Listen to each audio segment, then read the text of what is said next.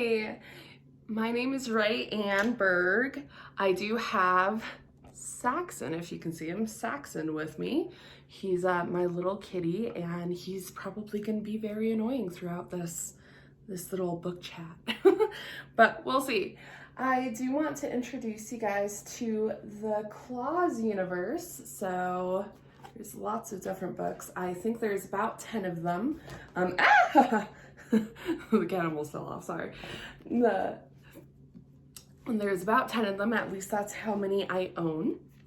I originally found this series about 4 years ago or so because I was trying to find a Jack Frost book, and looking up Jack Frost, it's Jack, The Tale of Frost showed up. And this is actually the second one. This is the first one. Claus, Legend of the Fat Man. Sorry, he's playing. So if you can hear the little thing that he's playing with. And they're very interesting. So these books are by Tony Bertauski. And what he does is he takes all of these Christmas legends that some of them we're aware of, some of them maybe not so much, and he kind of twists them into obviously his own universe. And they're very interesting. Some of them kind of can be creepy, like they're almost, they kind of almost start out where it's kind of like creepy, but you know, they always do end up, maybe not happy ending in all of them, but they end up well, I guess. There are a couple that are a little bit sadder endings, I guess, but it's still happy in general. And they're really actually, when I say creepy, it's just like certain parts. Like the one that I'm currently reading is the 7th book, so it's Toylands. And I mean, even just look at, it occurred to me, like granted, it's dark and it's kind of creepy in general, but you know what freaks me out is the eyes, the button eyes. I don't know why, but I was thinking about it and I went, I don't know why I find this cover so creepy, and I went, it's the button eyes. That creeps me out a little bit. I never realized that about myself. But I was reading this, actually it was last night too, and at one point there's this little girl and she's telling the story and with her family, and all of the majority of the family kind of exit the room after she's done telling this like amazing story that in itself is slightly creepy or is kind of sad. And she has this, it was monkey brains, this monkey hanging around her neck and kind of looked like it was like talking in her ear. And so most of the family leaves, but the main girl is still there, and she's watching her sister kind of turn, and she's staring at the fire. And she's like, oh, you know, this is sad or whatever. And the girl went, the story's not over. And the monkey just kind of turns and kind of raises up by itself and then smiles. And that was like the end of the chapter. And it's nighttime, I want to go to bed. And I went, that was slightly creepy. You know, so it just, there's a little bit of creepiness in some of them. I mean, not super creepy, like you're not gonna have nightmares or anything, but just, you know, it's very interesting. And every single one of these books kind of have twists and turns. Like, I'm very good at picking out what's going to happen, and there's obvious things that you are going to be able to pick out, like, oh, these two are going to fall in love or whatever. But the majority of the books always have like this random turn that I just, sometimes you kind of can guess what's going to happen, but it's very rare. They're just so crazy, and they're just so good. Like every single one of them are just, it's very, very twisty and turny.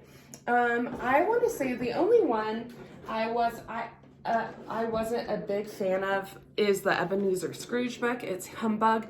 In general, like I kind of like the story of Ebenezer Scrooge, but I can't really find, sorry if that's annoying. He's a little kitten. I think he's only like maybe 9 weeks old. Anyways, he's a little stinker. Anyways, so this was the only one that I kind of struggled getting through.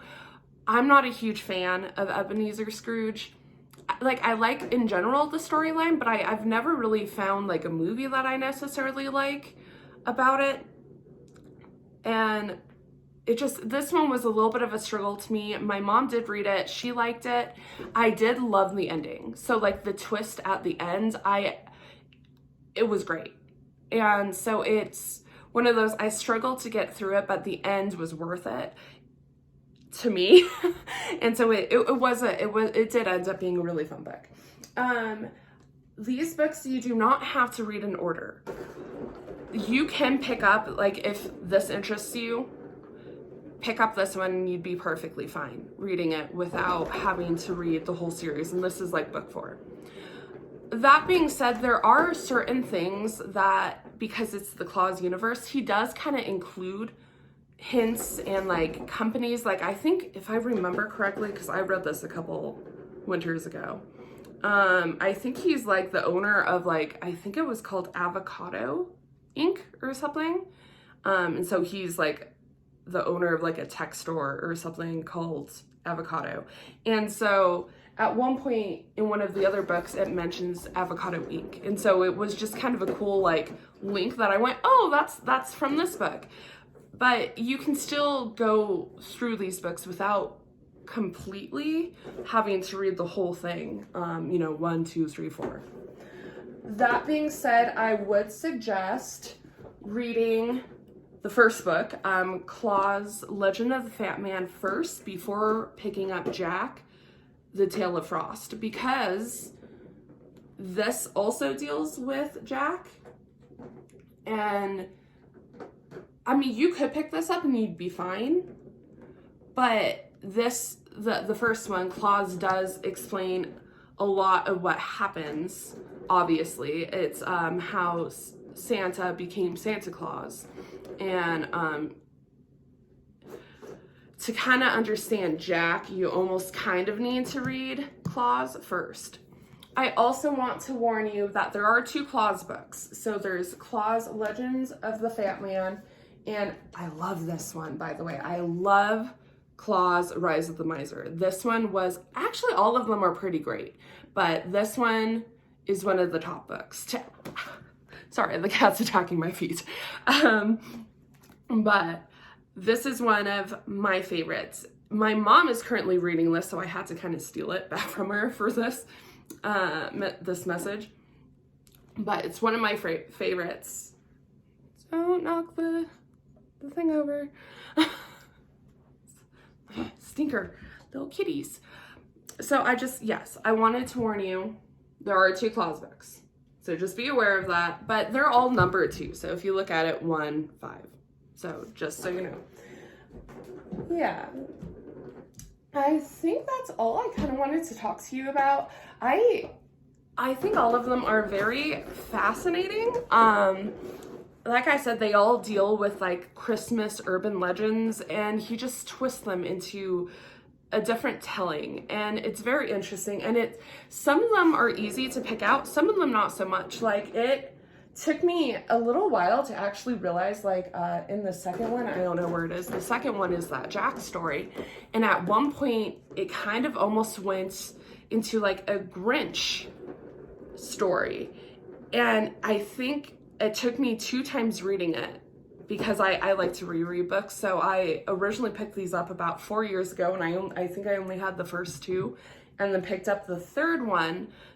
I think it was like 2020, if I remember correctly. I bought the third one, and I decided to reread Jack again because I really liked Jack.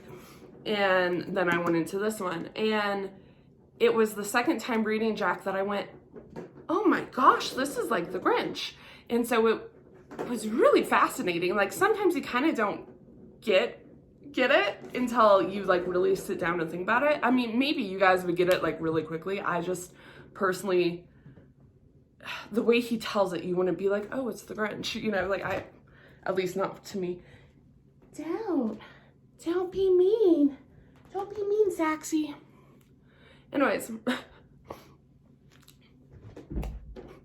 Yep. So these are very fascinating books. They're called the Claus series again. You don't have to read them in order, but I do suggest reading at least Claus, Legend of the Fat Man, and then Jack in order. Beyond that, you can probably get away with picking up whichever books you want.